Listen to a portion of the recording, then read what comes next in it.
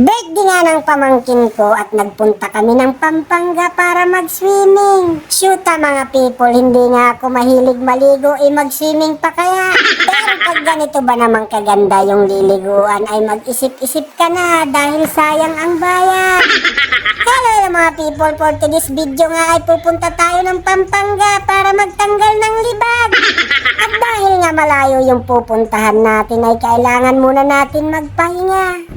So tara, let's go! Tulog muna tayo!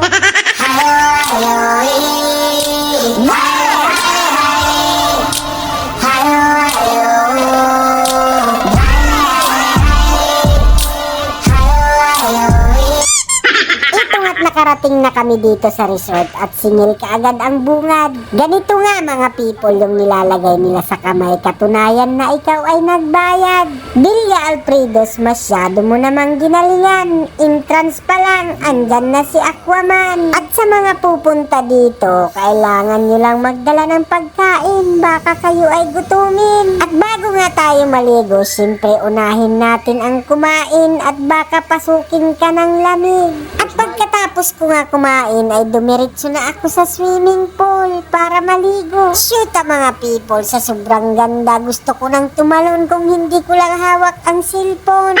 At bago nga ako maligo ay naghanap-hanap muna ako ng mapepestuhan. Sa sobrang dami ng pool at dami ng slides ay para akong bumalik pagkabata. Tingnan mo, tuwang-tuwa. Medyo mababaw nga lang yung babagsakan mo kaya nauuntog yung puwet ko. Sa lahat ng pool na nakita ko, ito na ata yung pinakamalawak. Yun nga lang, hanggang 2 feet lang dahil ito ay pambata. Hindi naman siya bawal sa matatanda, ayaw lang nila talaga sa isip bata. At ito na ngang pool yung napili ko kasi medyo malalim-lalim. Shoot mga people, medyo nakakabitin nga lang yung lalim. Ang gusto ko sana yung may nakikita na akong pating. Naburing na nga ako dito, kaya sa wave pool naman ako nagpunta. Sayang ang bayad, kaya pinuntahan ko na. Shoot mga people, ang daming magaganda. Ay yung pool pala, sobrang ganda. Kaya pala tinawag na wave pool, wala naman siyang dagat, pero kusang umaalo. At dahil 1 hour nga lang binubuksan yung wave pool nila, kaya nag-ikot-ikot naman ako. Shoot mga people, nahanap ko naman si Nemo. Wala na nga akong magawa, kaya nag-modeling na lang muna ako. Pagpasensyahan nyo na yung model nyo, kasi pagod yung mukha ko.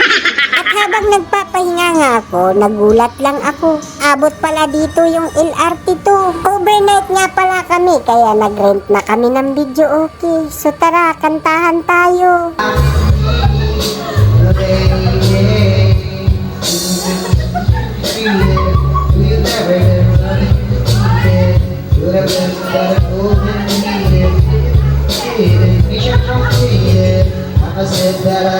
Umaga na nga't tinatamad pa ako bumangon, kaya nagtimpla muna ako ng kape para magising. Kaya pala madilim, hindi ko pa pala nabubuksan yung bintana. Wala na nga tayong balak maligo sa pool, kaya nag-ikot-ikot na naman tayo. At dito nga ako nagpunta sa sinasabi nilang Adventure Tower. Sa halagang 350, pwede mo nang gawin yung zipline, raffling at wall climbing. Pero kung ako yung tatanungin, yung 350 ko, ibubulsa ko na lang.